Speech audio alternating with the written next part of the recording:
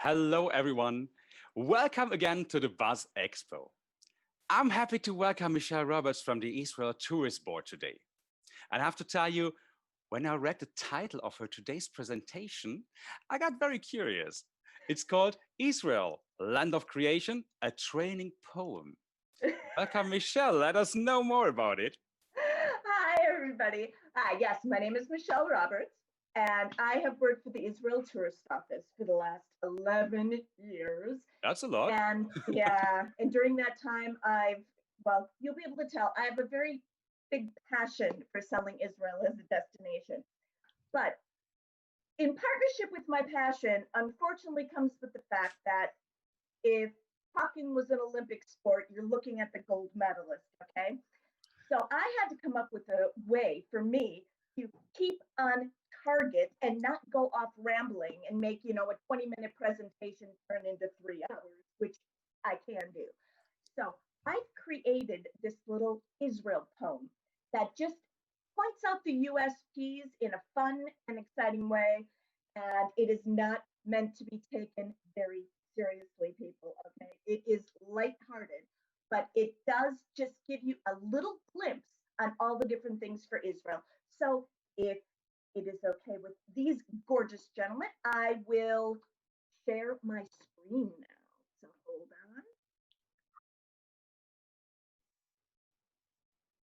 on. And are we all seeing this okay? Yes. Lovely. So hello and welcome to the Israel poem presentation. I'm going to be taking you around the country to all the big main sites and then tell you a little bit more at the end about the actual USPs that other, countrywide USPs that we have. So, and let me just get my presentation to work. There we go. So here we go. So there never is enough time to talk, at least there's not for me, about how wonderful Israel is, with incredible sights to see. First, we'll start with the center, Jerusalem and Tel Aviv. These cities are under an hour apart, but as different as chalk and cheese.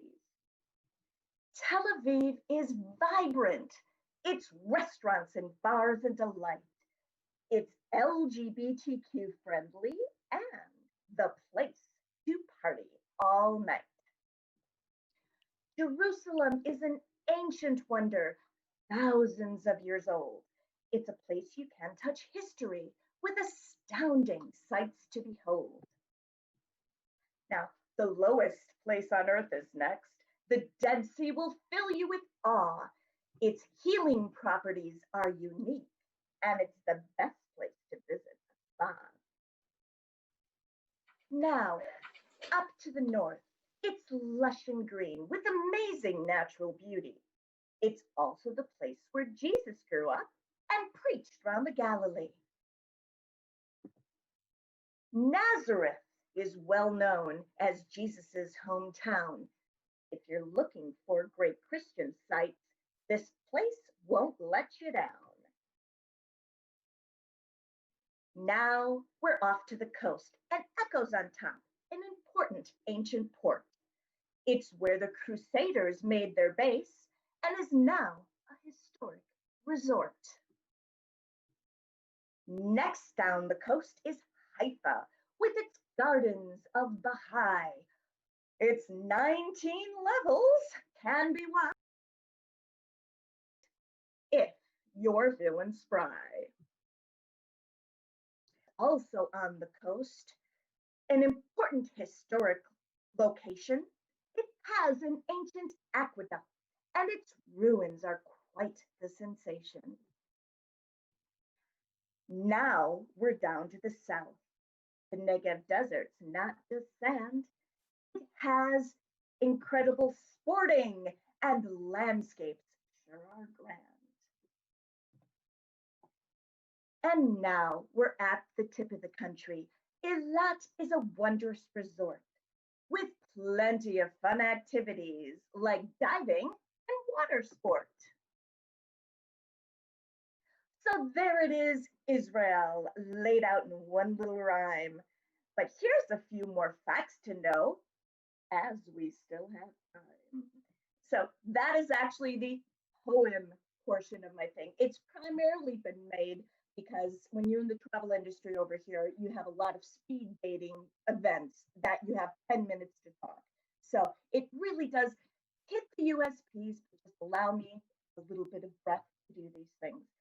Okay, so we've got, let's talk about Israeli food. Okay, there are certain things about Israel that people understand automatically. Okay, everybody knows Israel is the Holy Land. We all know that it's got important sites for Christians and Muslims and Jewish and also Baha'i, and we've got other things. We've got local Bedouins, and just we've got all of that. And the cultural aspects of Israel are just absolutely incredible, really incredible. There's so much stuff to see and do. However, people will love this stuff and then they'll end up coming back for the food.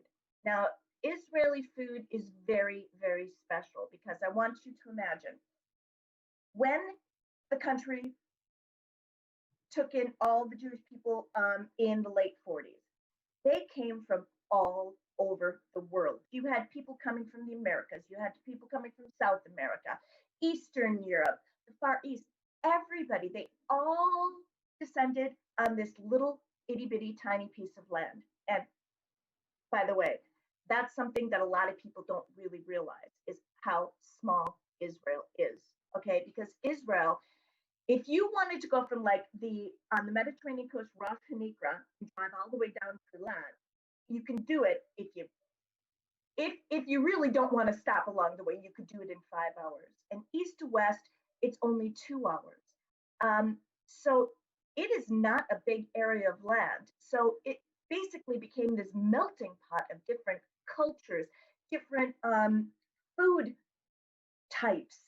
And what it's taken is melded all of this into this just incredible, incredible, tasty, tasty food.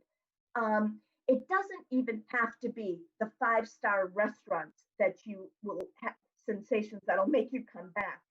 Even the Israeli street food is just incredible. And it's also really big, funny enough, for the vegetarian and vegan movement. In fact, there's been a huge, huge increase in the amount of vegan food that's actually served over there. But it's vegan food with a difference because Israelis love their food. They love their food and they are very particular. So if you've got a restaurant that isn't like absolutely amazing, trust me, it will go out of business. They will not get people coming there. So even everything down from the street food up to the 5-star restaurants, it just is incredible. And what's really, really cool is the fact that you can go over and you can have like cooking experiences as well if you want, if that's your thing. Because, for instance, you've got the Machne Yehuda market in Jerusalem. Well, you can go there and do a cooking day where the chef will take you around the entire market. You'll pick your fresh ingredients from the market, a particular Israeli dish. I think you can also do that at Carmel Market. And there's little experiences like this all over the country. So you may come for the history and the art and the weather and everything else. You'll end up coming back for the food. It is absolutely amazing. Okay, and another one of things people don't realize is the fact that Israel is a wonderful place to go for a wine tasting holiday. If you see in front of you, you've got the Israeli wine map, and this map will show you everywhere in the country they have boutique wineries. In fact, there are over 300 boutique wineries in this small little country. Not only do they have the wineries, it is winning awards. And from a personal experience, before I started working at this office, I barely touched red wine. I really wasn't a huge fan whatsoever until I tried the Israeli red. And even depending if it's an individual grape or, funny enough, my red favorite is a combination of a bunch of different types of red grapes. I actually like the Bob Standard combined one. But it just is an experience. And not only that, if you go there for a wine trip, you have all these different landscapes. You can actually go and visit wineries in just an abundance of different places where they grow the wine. Up in the north, it is very hilly. It's very green. That's where most of the water sources are. So they grow the type of grapes that grow well in a climate that has got good water. And you can literally go on a wine tour. I have to share a story though. My big giggle was a couple years ago. We had a tour operator who they did a bicycle tour, and they incorporated a day of visiting wineries on their bicycle tour. I have no idea how they've done that, because you can taste Israeli wine, but can I tell you one thing? The one thing they aren't afraid of doing is adding alcohol to their wine. Normally, most Israeli wine is like between 13% and 14.5%. I cannot imagine going on a biking tour after going tasting wine at a variety of different wineries up there. But hey, I'm off topic again. See, this is why I have to write in the poem.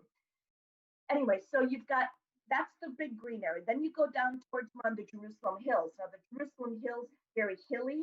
It's much drier, but they've developed the wine, and there are just a bunch of some of Israel's nicest wineries are around the Judean Hills. But the really interesting thing is you can go and experience a winery in the desert. Because when all the Jewish people came and Israel was established, the environment was not that hospitable, okay? They didn't have half the trees they have now. It was arid. The land wasn't very thick. So Israel ingenuity, this is where it comes into play, because Israelis have developed probably some of the world's leading agricultural practices. So they developed this incredible way of drip watering their stuff, especially when it's in the desert. And you can tell I'm not that technical with this. I just know it is basic. But they've taken all this incredible knowledge and they've made the desert bloom. I can still remember the first time that I went through the desert. It was like I was at the Dead Sea and we drove all the way down to Eilat. And it's so fascinating because you get these really gorgeous dark desert landscapes, and all of a sudden you just see these little green patches popping up all over the place. A lot of Europe's fruit and vegetables, especially in the winter, come from Israel because they have mastered taking what should be a piece of land you can't grow anything on and making it bloom. But the wineries in the desert are just where it gets really, really interesting. There is a lovely place called, and it's on my bucket list of places I want to go to. It's called Karmei Avdat. And this Karmei Avdat is actually a winery in the desert. And they also have little cabins speckled around the property that you can rent. And if you really seriously, if you want to get away from it all, but still have the luxury of absolutely fantastic wine, take a desert winery trip. Amazing. So now, the other thing I want to tackle is the fact that Israel, even though it's not been pushed all that much, it needs to get pushed. Sporting and outdoor activities, it has such brilliant offerings. You have to understand that Israel, with the weather, it's a real outdoor society. That's how all these Israelis stay so trim. And you will find there's Israelis as a whole tend to be very, very fit because you've got this gorgeous area outside. Who wants to stay inside when you can have glorious sunshine most of the time? But there's so many different types of sporting activity. Now, I am going to show you, this is the only video I have, but I'm going to show you a very quick clip that just gives you an idea of what kind of sporting and fun there is when you're over there.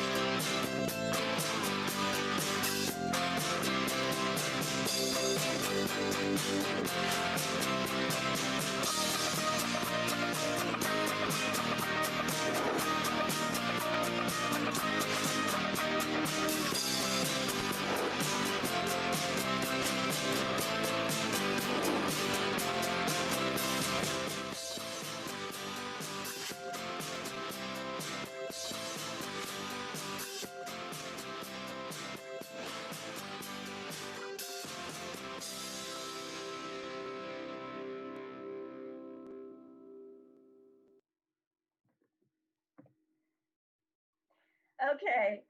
So as you can see, especially now, I realize this is going out to everybody, but I want to concentrate a little bit more on the when you're talking about the Europeans going to visit. Um, One of the really great things about Israel, sporting wise, especially for the winter sun people, is the fact that it is not far from Europe. UK thing, you can get there in under 5 hours, but it is great for winter sun holidays, especially if people want to be active. You get so sick of just the doom and the gloom and the rain and the snow and everything else. And less than 5 hours away, you have this absolutely fantastic destination that generally has very nice winter weather, especially in the desert. And of course, down to Eilat. Eilat is probably the winter resort, and a lot of people remember that in previous years it was very, very big, and then the rest of the world opened up. But Eilat and that they all have great winter sun options, so it's really, really good. Now, we all know what's going on in the world, and just like every place else, we have been making preparations to open up Israel again to international travel. We haven't got a date as of yet, but there's a reason for this. Because of Israel always been very, very safety conscious. Um, Ben Gurion Airport is one of the safest airports in the world. Um, they take the safety of their citizens and the safety of their visitors very, very seriously. Um, Sometimes people think, "Oh my gosh, is Israel safe?" It is so safe when you're over there. Obviously, normal logic. You wouldn't go around a big square full of people, waving money around. That's just logical stuff. But you walk around at night. I walked around at night by myself, and it just is the atmosphere is it's safe. You will see people on the streets. You will see probably guns when you get over there. For Americans, it ain't gonna phase you one bit. I think especially in the UK where they don't have armed police, sometimes that you look at it and you're going, no, but trust me, it all blends in, and it is a very safe place to go. And this will continue when it opens up to international visitors. They've taken coronavirus very, very seriously. They were one of the first countries to start shutting the border because safety is important to their citizens and is important to the way things are. They have gone over and above COVID preparation. Um, Obviously, just like every other airport, when you get into there, there's going to be testing. There's going to be everybody wearing face masks and all this other kind of stuff. But in Israel, they have this special badge that they have created for COVID awareness, and it's called the Purple Badge. And in order for a business or a hotel or a site to open up, they have to be able to prove that they've done everything they need to do, that they've secured social distancing, that they've done all that. It's done. So when the skies do open up, you need to know that you can send your clients or yourself to Israel with confidence. Unlike a lot of countries around the world where the population does not seem to be listening about social distancing, in Israel, they take it seriously, and your clients can go there and be confident that they're limited, that they're not going to end up catching something weird because they're over there. Obviously, no guarantees, but honestly, out of every place in the world right now, if I could go anywhere on holiday, even before the lockdown, I would go to Israel because I know that everybody is taking the proper precautions. So it really is sad to have to include something like this in the clip, but it's total honesty, and it's another really good reason that you want to go there, especially when everybody starts traveling again. It's going to be perfect for Israel because probably people are going to start really getting the traveling bug when it comes to the winter time, and it's just the perfect place to go. Now, that is the most of it. Now, I was told it was 20 minutes, so I've even got a little bit more. I've done a 20-minute presentation, But as we do have a few more minutes, why don't I go back and talk to you? So that was it. Marcus, was it as funny as you thought it was going to be? I really have to say yes. You know, I've been curious about it when I read it. I saw that in the beginning already because I thought, how can you do a training poem? But Yeah. to be honest, you really well, you got to the point. I thought it was very, very entertaining. Of It, course, with the presentation of all the places that you have been talking about, you really got me. It was really, yeah, it's really great. it is, I like sharing my passion. And that I think a lot of times when people hear me talk about Israel, they go, she's so passionate about it. Unfortunately, you don't know me. Trust me, I would not still be here 11 years if I hadn't absolutely fallen in love with this country. I think a lot of it has to do with the fact, though, too, is when I first started working there, I knew nothing about Israel. We're Mm, talking nothing apart from bad news you heard.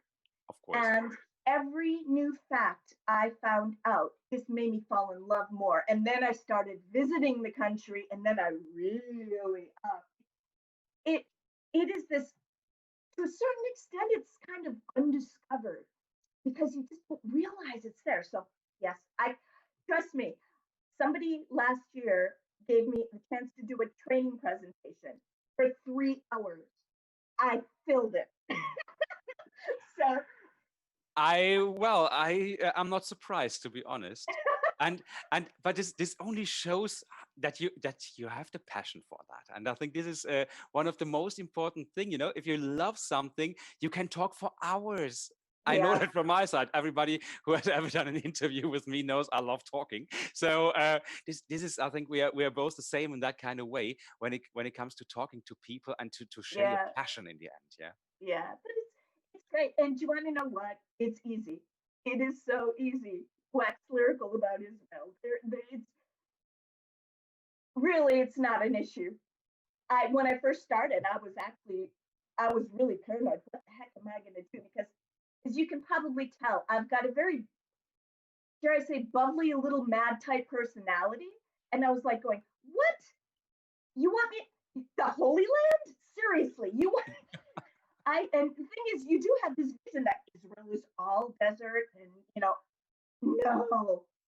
I, it's Tel Aviv. I'm a Tel Aviv person. If you had to place me somewhere, you'd stick me in Tel Aviv. Um, but other than that, I mean, I'm not sure if you have any questions coming in or anybody has anything they'd like to ask. No, not yet. There have no question been yet, because in the company They want me presentation to shut usually we up. don't have any. No, not at all. I like that. Hello. No, I just have to say, when I saw your presentation, not only the poem, it's things that I really thought. Okay, I never heard about that. For example, well, in general, I'm not a wine person, to be honest. But hearing wine in a desert is nothing that you would usually think of Yeah. can work. And I think this makes it so interesting. And I have to say, well, I live here in Spain, and it's Oh well, early yeah. in the You're a little morning. But spoiled. seeing already the your nice images and your talks about the Israel food and wine makes me thinking about dinner already. So you see, I really Well, got lunch into is that. here. Hey, listen, it's almost lunch by you, I think. Oh well, it's 10:30, so a little early maybe. So Yeah. we have a long day to go here with all the upcoming events. But it just for you to know, you you really got me, and I believe you got a lot of people watching this presentation here now thinking about, hey, the video as it has very well produced, I have to say. Shows what all you can do in the end when it just comes to sports. I mean, it's so many people that, but who want to explore a country, to be active, and when they have these opportunities, I mean, to go swimming, to go by bike, to explore the country in the same time, or even have a wine tasting. And I have to say, I have no idea how that can work when you do a really good wine tasting being on a bike. But Right. well, I when I saw that on their itinerary, I just laughed. I seriously did because I couldn't, but hey, they did it. We have got, and that's another big thing to remember too. It's like, I don't know about the rest of the world, but the UK, we don't currently have somebody that does this dedicated bike touring Mm, or hiking. And hopefully, we have been working with people, and in the very near future, we're going to have that because Israel is nothing but trails. There is a national trail that goes from the north all the way to the south. They've got east to west trails. You can even have a trail that walks in the footsteps of Jesus. oh, really? It's called the Gospel Trail. It goes from Nazareth to the Sea of Galilee and it follows in his footsteps. Wow. And you can do it. You don't even have to be religious to do it because the scenery and the archaeology that's available on the trail is great too. So Unbelievable. So I think we have been talking earlier to another destination, but now I think I have another one on my bucket list. So you're maybe I just should tell my bosses, hey, I take a year off and visit all yes, the interesting destinations now, right now, that I have seen in these presentations here, because it's so much to explore in the world, yes, and especially when you know people or get to know people that are so passionate about it and they can yes. tell you for hours what you should do. I mean, uh, just Unfortunately. yeah, just grab a piece of paper and write down if you review this video here, for example, guys. So there Listen, is so much to explore. at least I'm self-aware. Okay. It'd be Absolutely. worse if I wasn't self-aware. Anyway, No, that's perfect. Michelle, thanks so much for this talk. And thanks to Sharon for introducing us. You yes, have really, really nice colleagues that I have been talking to already. So if anybody would like to reach out to the Israel Tourist Board, do that. It's very, very nice people. I had really great talks with them. We laughed a lot. So, and as you have seen Michelle here, I mean, what could you expect more if you want to know something about a country, right? Michelle, thanks a lot. And we stay in touch. You'll be around on the Buzz Travel platform, of course. yes, So if anybody would like to have more information about Israel or how to write poems, maybe, just get in touch, connect with her, request an appointment if you like, and get to talk. Michelle, Thank you so much. thank you for being our guest today. See you My later on. pleasure. Take care. Thank you. Bye Bye. bye.